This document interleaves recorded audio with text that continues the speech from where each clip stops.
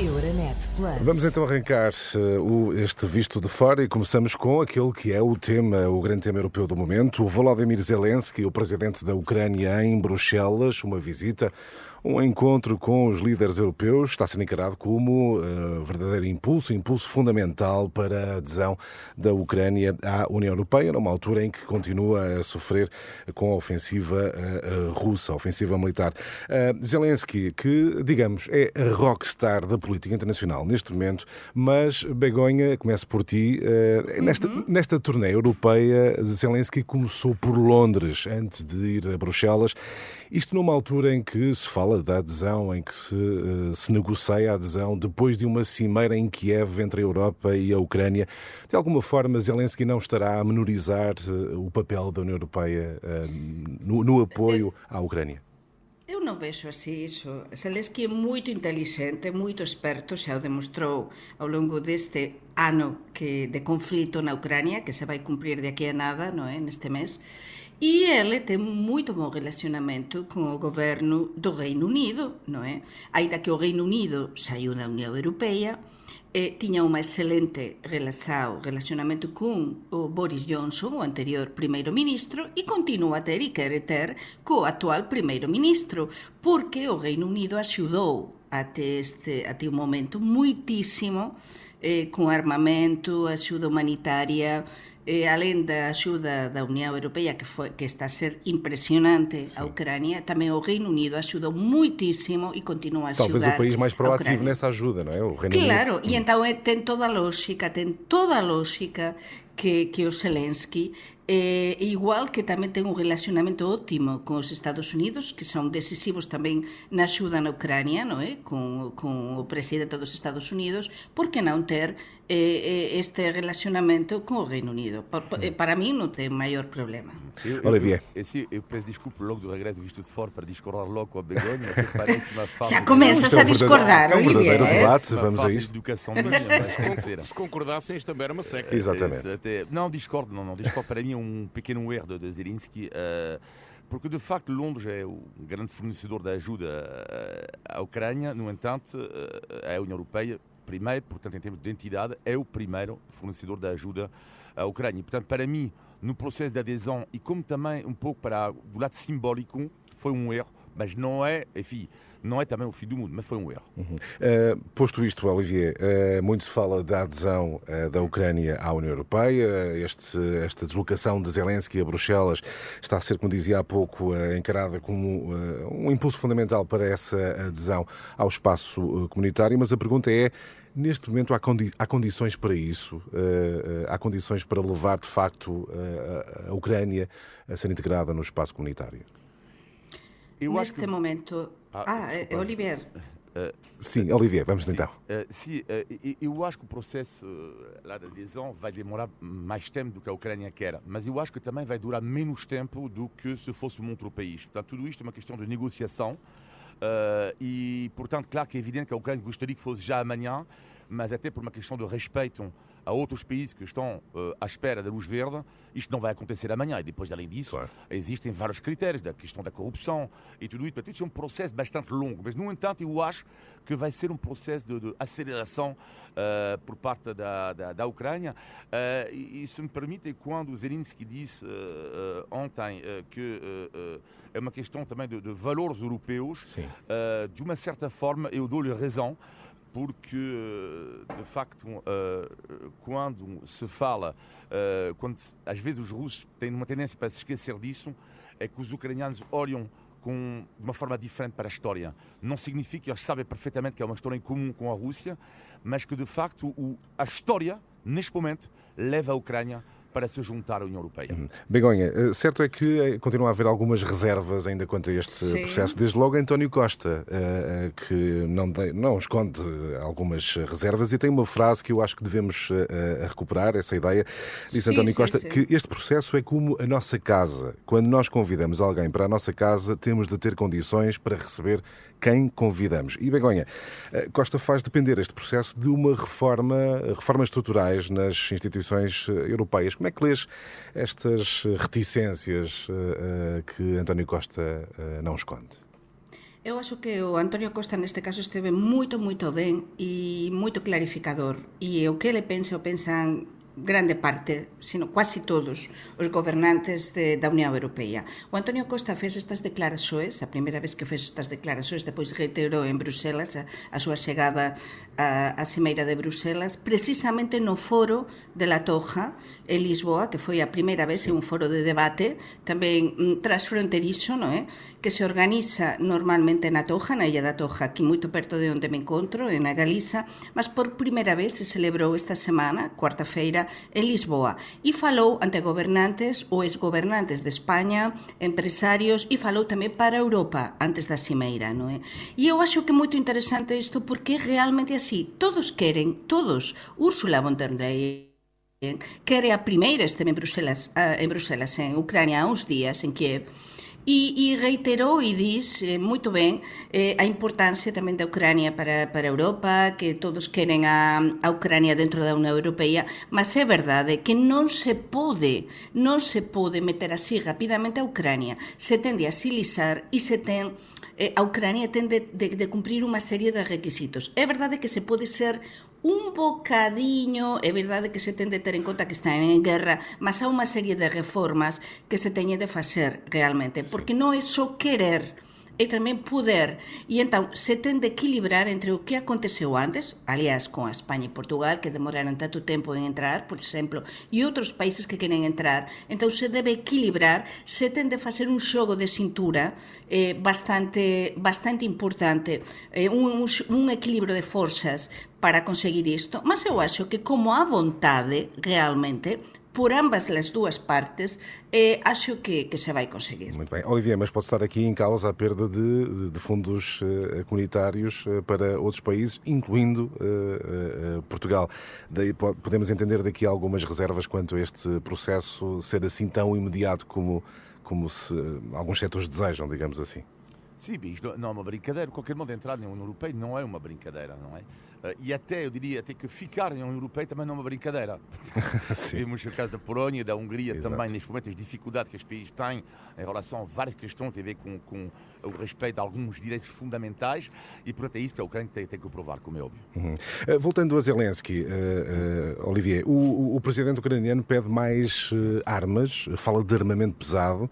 A Europa, os líderes europeus garantiram no Conselho Europeu Extraordinário, que terminou já de madrugada, esta sexta-feira, que haverá esse esforço de responder a esse desejo da Ucrânia. Faz bem a Europa em ceder plenamente a esta vontade, este pedido da Ucrânia para um reforço do armamento pesado. Não há o risco de escalar este conflito. Aliás, a esta hora está a decorrer o ataque mais intenso das tropas russas desde o início da ofensiva. Risco que se há, claro que há, mas como diz o presidente Zelensky, a escalada foram os russos que a provocaram. Primeiro ponto.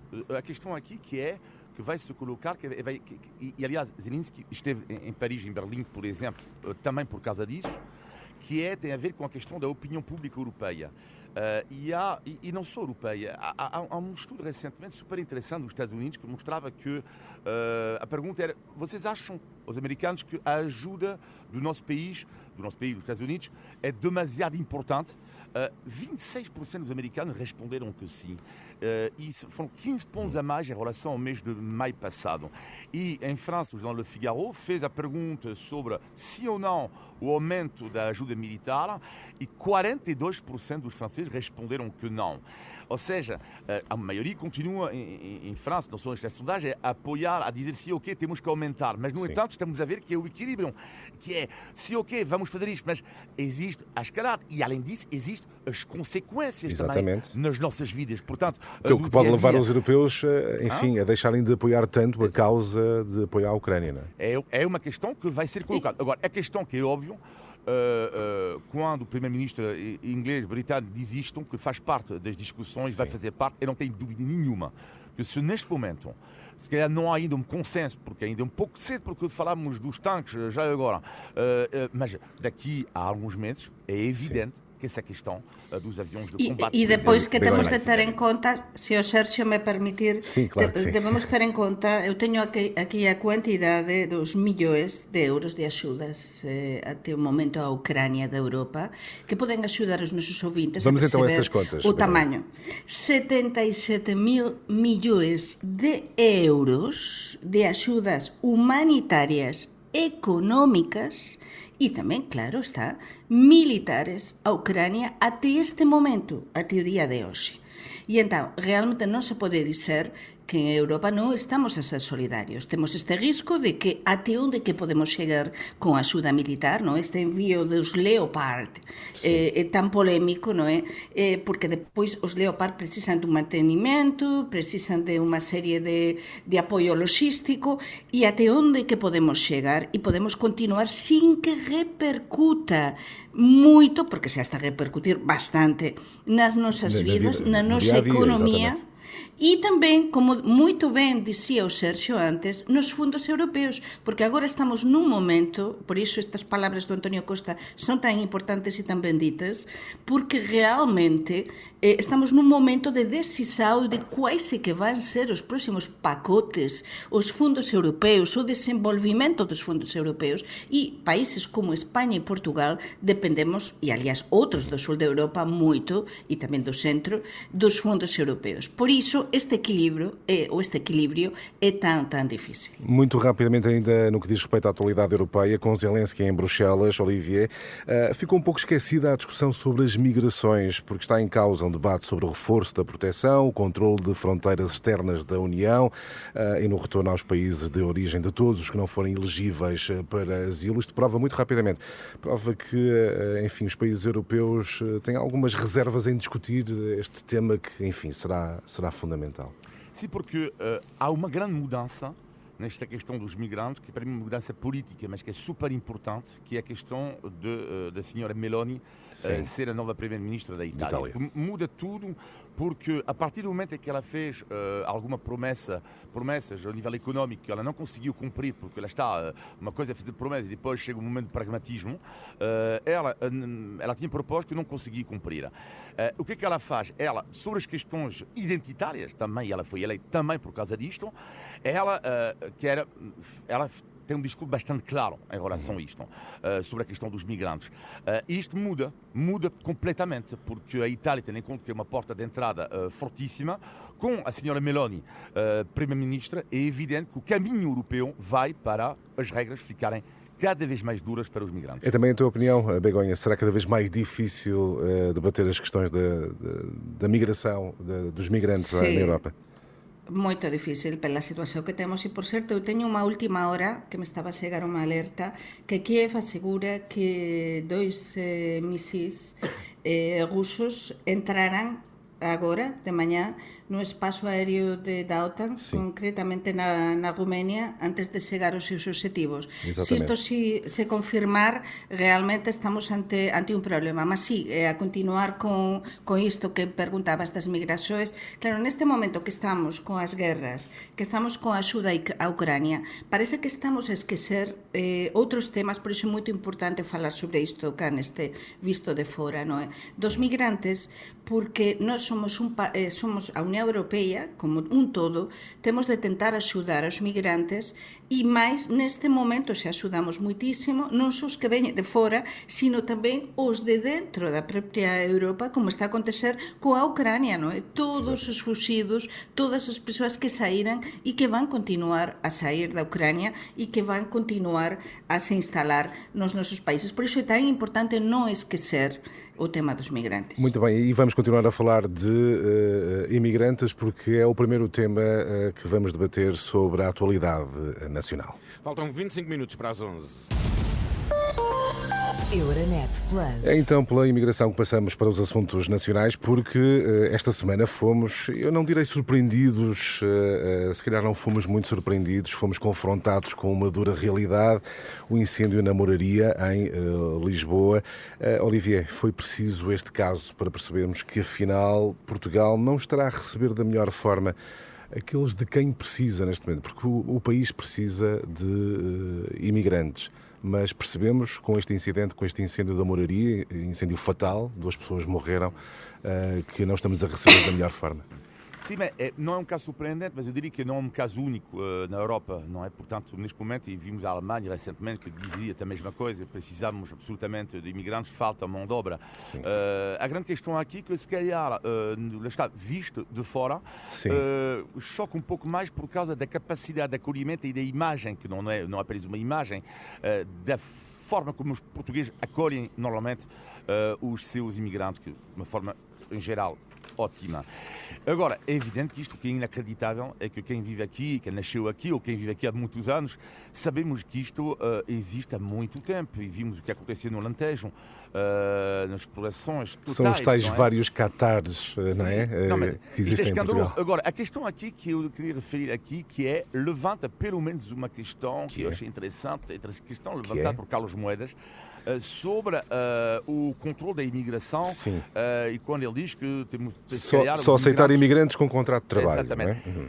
É esse o caminho? Eu não estou a dizer que este é o caminho, porque isto levanta outras questões, porque não é assim tão simples arranjar um contrato. Ele cita o exemplo Carlos Moedas do Canadá, mas enfim, o Canadá não é Portugal, não. São situações completamente diferentes. Uma coisa está certa, este debate sobre a imigração, ele tem absolutamente que acontecer de forma calma, sem haver xenofobia, como evidente. Não estou a dizer que o que ele diz foi xenófobo, nada disso. Ele diz até, Carlos Moedas, que precisamos de migrantes. Mas é um debate que não existia em Portugal, curiosamente, em relação a outros países, e eu acho que este tema, infelizmente por causa do... Consegues encontrar uma justificação para haver essa ausência de debate sobre esta questão, Olivier? Muito rapidamente. Não havia perguntas, desculpa. Encontras alguma, visto de fora, encontras alguma justificação para não haver esse debate aqui em Portugal? Eu acho que eu fechar os olhos por várias razões, porque em Portugal, como não é um país que é anti este discurso sobre a imigração, Portugal, como há tantos imigrantes portugueses lá fora, que é uma questão complicada às vezes avaliar lá dentro a mesma coisa, é muito complicado a nível histórico. Sim. E depois ao nível da mentalidade também, é dizer, ok, a mim o que é que me choca imenso nisso tudo é que raramente as pessoas falam de quem contrata estas pessoas, porque quando Carlos Moedas fala de contratos de trabalho, tudo bem, eventualmente, porque não? Mas o que é que se devia também combater é saber quanto estas pessoas ganham, quanto é que eles ganham por mês? Quanto é que eles ganham, estas pessoas? Porque também isto é importante, não é só as condições nas quais estão a viver, é saber quanto é que eles ganham por mês. Aqui há duas coisas... Begonha, como é que olhas para este fenómeno? Há dúas coisas diferentes para tratar sobre isto. Por un lado, temos isto último que estaba a dizer Olivier, que acho que ficou bastante ben clarificado e concordo, e por outro lado, algo que temos de acrescentar a todo isto, que é ollar para outro lado. É dizer, aquí, continuamente, nós sabemos desde há anos que isto acontece. Todas as persoas saben. Estábamos a falar antes do caso do Alentejo, xa falamos neste programa moitas veces sobre isto, as explorações no Alentejo, mas é que isto acontece no centro da capital dun Estado da Unión Europea e acontece con certeza tamén no Porto e acontece con certeza noutras cidades. E, aliás, tamén acontece en España. É dizer, neste caso temos inmigrantes ilegais, na maior parte dos casos, que están aquí numas condições que non son as mellores, e depois temos tamén persoas que son propietarios deses apartamentos, desas casas, que non cumpren o mínimo de condições que deben cumprir, e cá está a fallar tamén a fiscalização, os controlos destas casas, e tamén estáse a alugar a máis xente da que se poden alugar. 150 euros custa para estas persoas alugar un beliche por mês nestas casas da moraria. Justamente, Begonha, quando, por exemplo, o Carlos Moedas, que foi quem lançou esta sugestão, veio sugerir só aceitar imigrantes com um contrato de trabalho, não é de alguma forma estar a reconhecer que afinal o que deve ser feito atrás, ou seja, essa fiscalização, políticas de habitação, garantia de direitos sociais, não é reconhecer que isso está a falhar? Bom, eu julgo que perdemos aqui o contacto com a Begonha. Perdemos o contacto com a Begonha. Eu faço esta pergunta então ao Olivier. Voltando ao raciocínio de Carlos Moedas, quando ele faz esta sugestão, não é reconhecer que políticas essenciais estão a falhar? Sim, é evidente, mas ele dá uma pista de reflexão. E isto eu acho sempre notável quando um político dá, mesmo que seja certo, não é questão de estar certo ou errado, dá uma Sim, pista de reflexão. Agora, uma coisa também que é importante é ver isso, é que há dois temas ali, que é a questão da imigração e depois a questão da escravatura. sim, Ora, o que é que me choca, muitas vezes, não é? Que quando mesmo não há debate sobre a questão da escravatura dos próprios portugueses. Porque a grande questão aqui que se coloca é a questão das condições indignas de trabalho em Portugal, exato. dos migrantes, uma parte dos imigrantes também, mas dos portugueses. E vou dar rapidamente um exemplo. Sim, Uma vizinha minha que trabalha em Almada, num restaurante que está sempre cheio, sempre, digo bem, sempre cheio. Ela ganha por dia, aliás, recebe uma nota de 20. Ela tem 55 anos. Ela recebe uma nota de 20 euros. Não, mas a minha pergunta é: onde é que está a fiscalização? Eu sou, mas cada vez mais favorável mas uma fiscalização brutalíssima. Porque isto é imperdoável. Isto não é possível. Porque depois esta pessoa que está a sofrer na pele, depois vai lá chegar um migrante, imagina que ela não quer, e depois este patrão vai dizer que não encontra mão de obra. Mas claro que não encontra. Mas claro que não encontram. E isso que me choca cada vez mais sobre a questão da escravatura quase institucionalizada, sim. e a sociedade fecha os olhos. E está a fechar, de facto, os olhos. Nós estamos, nesta altura, a tentar recuperar a ligação com a Begonha. Ainda não foi possível. Avançamos, por isso, Olivier, para outros temas da atualidade nacional. E, claro, temos que falar da greve dos professores, contínua greve dos professores. E hoje até revelamos um dado curioso. Mais de 50% das queixas, no portal da Queixa, são dirigidas ao Ministério da Educação, justamente por causa destes protestos dos professores. Queixas sobre falta de aulas, sobre o impacto na vida, no dia-a-dia das famílias. Do teu ponto de vista, estamos perante uma radicalização nunca antes vista das estruturas sindicais, dos sindicatos? Sim, estamos perante uma radicalização, porque, como disse recentemente um responsável, acho, sindical, que disse que os professores ficaram calados durante muitos anos, é evidente. Quer dizer, em relação ao poder do compra que eles perderam, ficaram calados. Há outros países, não vou dizer quais, mas estão a adivinhar qual, que isto nunca iria acontecer, o facto de ficar calado. Agora, deixaram de ficar calados. Eu diria que isto é o início, porque há outros funcionários públicos que também já não aguentam recebem 5 euros de aumento, 10 euros de aumento em 10 anos. E cuidado com uma coisa da sociedade que é, eu por acaso referi isto aqui, Sim. eu acho que é clichê dizer que toda a gente quer ser funcionário público há 20 anos atrás, cá de facto, porque há tal ideia de segurança do emprego e tudo isso, mas hoje em dia eu desafio um jovem, até estou a rir, imaginar um jovem que diga assim, hoje em dia, eu?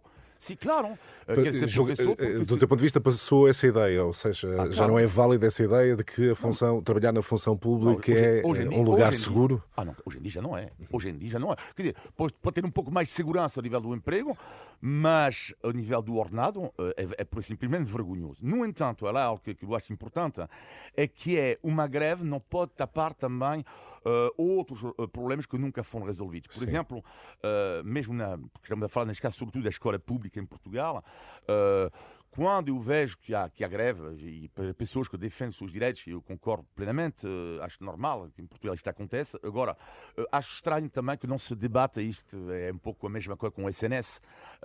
Finalmente, agora já se debate em Portugal a questão da estrutura, não é? Sim. Dos problemas estruturais. Agora, claro que há problemas estruturais na educação em Portugal, portanto, eu posso vos dizer que eu tenho 2 filhos, uma já deixou de estudar, já não está na escola pública, Sim. mas o outro, meu filho está. O que me surpreende, e não foi específica a greve, é ver como o filho, por causa na escola, às vezes não tem professora. Mas esquece a questão da greve. Às vezes ele volta para casa às 9 da manhã. Então, não tive professora. Porquê? Porque não, está doente. Okay. No dia seguinte, eu estou professor, não está cá. Isso leva-nos a um problema que é, eventualmente, o atraso nas aprendizagens, o prejuízo para os alunos. Achas que, do teu ponto de vista, o governo está a lidar da melhor forma com esta situação? Não, eu acho que não. É isso que eu estou a dizer. Eu acho que não, porque também não se vê quando um aluno. Eu fico surpreendido com os horários aqui, mas isto é. Os horários dos alunos na escola pública, fico surpreendido. Mas pronto, eu defendo se isto é mais duro. Isto é um lado mais rígido, às vezes. Mas eu estar na escola às 8 da manhã até a 1 da tarde, e quando tens 17 anos, eu não entendo. E depois, das 8 a 1, e quando falta um professor ou dois, por uma razão qualquer, e tudo isso, porque não há meios, etc, etc. Resultado, há 2 horas de aula por dia é algo que, sinceramente, não estou a perceber. Visto de fora não percebes, não é? E as férias, então, nem se fala. Que é loucura. As férias em junho já é não sei quê, o dia de não sei quê, o dia da chuva, o dia do vento, o dia de não sei quê. Depois faltam por cada dia, e depois, a partir daí, vamos rir porque vamos fazer um espetáculo. Depois a viagem finalista, e depois são 3 meses de férias. Enfim, é uma loucura absoluta, onde está a aprendizagem, que devia ser, para mim, o ponto fundamental e também discutido nestes problemas da educação. Muito bem, já recuperamos aqui o contacto com a Begonha via telefone. Begonha, falávamos agora da greve dos professores, greve contínua. Muito rapidamente, que análise fazes ao momento? E eu perguntava há pouco ao Olivier se não estamos perante uma luta de sindicatos cada vez mais radicalizados. Sí, realmente sí. Isto da greve dos profesores está a mostrar tamén como está a sociedade portuguesa e a realidade de grande parte da população portuguesa. É dizer, isto dos profesores, desde que eu moro en Portugal e coñezo máis directamente como é que se vive en Portugal, é un problema que ano a ano se está radicalizando e está aumentando. Porque non, mas solução, os profesores non mudaran o seu sistema de contratação nas escolas públicas, non mudaran o seu sistema de deslocação, estáse a tentar durante anos olhar para outro lado, e então é normal que neste momento de crise, de falta de poder adquisitivo, de que todas as familias e todas as persoas estamos a sofrer, os propios profesores, un colectivo que non se ten en conta tamén moitas veces os seus direitos, a situación na que están, é normal que se radicalicen, que protesten, porque nada mellorou para eles nos últimos anos, e temos de falar a verdade sobre isso. Fica então aqui a tua opinião, Begonha, agora entrar de outra forma, não é pelo telefone. Sim. Bom, mas enfim, nós também não... Dificuldades na ligação. Exatamente. Ora bem, está na altura também do regresso do nosso índice de legalidade. E porque estamos de volta, e para também receber bem o Sérgio, vais cantar o índice de legalidade. Bora lá. Índice de legalidade. de Tugalidade. Sérgio, tu não imaginas a cara que o Olivier faz quando diz isto. É incrível. Ora bem, meus queridos amigos, Begonha e Olivier, já alguma vez alguém vos mandou dar banho ao cão? Não, isto eu sei. Banho ao cão é... Então, só espera. Ai. Eu vou rapidamente, para eu ganhar, para Begonha... Não, tu ganhas, mas deixa só ver o que é que a Begonha pode dizer sobre isso. Então, Begonha... Dar banho ao cão é quando mandar pois o que em espanhol se diría a freír espárragos, a fritar espárragos. É dizer, mandar que, olha, vai a tua vida porque eu paso de ti, é dizer, vai non sei, vai dar banho ao cão e a pesar de... Então, diz lá tu, é dar banho ao cão, para mim é mandar passear alguém, dizer, fogo, caramba, estás a me chatear, vais dar banho ao cão. Vai embora, exatamente. Para de me atrapalhar, para de me ganhei. Desampara-me a loja, manda revolta ao bilhar. Ganhei a máquina de café. Um frigorífico. Mas a Begonha também estava a explicar que é mais ou menos isso. Eu acho que ganharam os dois. Os dois, Olivier. Sim, mas foi super simples hoje. Eu a pensar que era difícil. Que hoje era difícil, não era? Não, mas conseguimos um empate. Atenção, Olivier, ir dar banho ao cão é diferente de apanhar uma cadela. Cuidado. Índice de Tugalidade. Ora bem, faltam 11 minutos para as 11, falta o positivo e o negativo da semana. Começo, como sempre, com a Begonha, com o negativo. Pois o negativo ten a ver con a cuantidade de noticias que están a surxir tanto en España como en Portugal, porque nisto realmente vamos da mão e temos unha situación moito parecida de como é que están a acrescentar, a subir muitísimo, alarmantemente, todo tipo de facturas, por exemplo, de gas, de electricidade, facturas abusivas que están a chegar nos últimos meses. Aliás, saiu en varios medios de comunicación españois, concretamente da Galiza, nos últimos días, como nesta última factura deste último mes, en moitas familias se duplicou ou triplicou con isto do frío e todo iso, as facturas de gas, de electricidade, sin previo aviso por parte das compañías.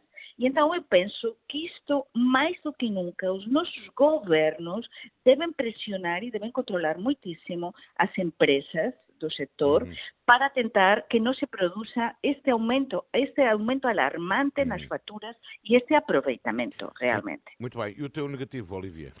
O negativo é uma constatação que em Portugal é a televisão, já não é de agora, mas é algo de muito curioso, sociologicamente falando, que é a televisão em Portugal que escolhe indiretamente os futuros primeiros-ministros, os futuros presidentes da República, Marcelo Rebelo de Sousa, António Costa, José Sócrates, Pedro Santana Lopes. Não estou a dizer que eles não tenham qualidade, cada um eventualmente, mas isto é um fenómeno muito curioso. E quando eu soube da notícia que Pedro Nuno Santos ia ser novo comentador da SIC Notícias, então já posso Estás a vaticinar que Pedro Nuno Santos, não, mas não tenho dúvida nenhuma, será o futuro candidato do Partido Socialista, porque normalmente quando tu és contratado pela SIC Notícias, olha, o Presidente da República, ou pela TVI, ou assim, num lugar nobre, normalmente, logo a seguir, há duas vias, ou o Presidente da Câmara de Lisboa, ou ser comentador na televisão portuguesa com bela audiência. Pedro Nuno Santos será o candidato do PS nas legislativas. Ele até pode vir a ser um bom comentador e seja o teu positivo brevemente, não é? Não é assim. Begonha, o teu positivo. Pois o positivo non pode ser outra coisa que a nosa volta. É dizer, a volta do visto de fora. É dizer, e que isto para mí é unha enerxía, é poder estar con os ouvintes da Renascença, poder estar con vocês, poder discutir con Olivier, olla. Poder discutir con Olivier. E discordar, non? E discordar. E depois, que no outro día, eu apañei un Uber en Lisboa, e o motorista da Uber xa quase ia me deixar onde eu ia e me dixo, oia, disculpe, mas eu teño de dizer iso, porque vin o seu nome, é a Begoña, e ten unha rubrica na Renascença, mas quanto que volta? Aliás, que non se notaba nada, não é? Pronto, deixa-me dizer também que recebi algumas mensagens ao longo deste, sobretudo mês de janeiro, a perguntar quando é que o Visto de Fora regressava. O teu positivo, Olivier? O meu positivo tem a ver com uma música que me emocionou ontem. Uma coisa que eu adoro, que eu queria agradecer, e já não é a primeira vez, ao Sr. Vladimir Putin, já era o meu caso antigamente, eu sou pró-europeu a 4000%, e ele deu a mim o orgulho novamente, cada vez mais, quando alguém me chama de decadente, non-stop, eu continuo começo a pensar que se calhar é o contrário. Mas não é por aí. Mas o hino ontem, europeu, quando eu... Ela está. Exato. Este hino à alegria de Beethoven, eu senti-me super orgulhoso de ser europeu e ver todas as pessoas de pé, assim, mexeu, admito, comigo. Estás a ver como eu arranjei já aqui para fechar o Visto de Fora? Muito bem, fechamos Muito então. bem. E não há a melhor forma de fechar este regresso do Visto de Fora. Estamos no final de mais um Visto de Fora. Foi tão bom este regresso. Begonha Iniguez e Olivier Bonamici. E também damos as boas-vindas ao Sérgio Costa nesta nova temporada do Visto de Fora. Um abraço. Amigos, bom fim de semana, beijinhos Bom e um abraço. fim de semana Muito para obrigado. todos. Muito obrigado.